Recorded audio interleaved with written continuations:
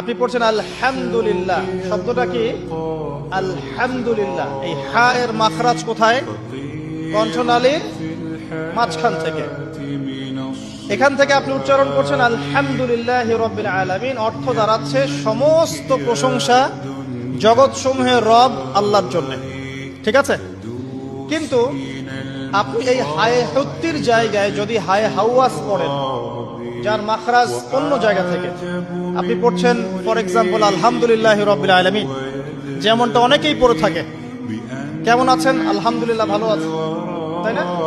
তো আলহামদুলিল্লাহ না বলে সে বলেছে আলহামদুলিল্লাহ।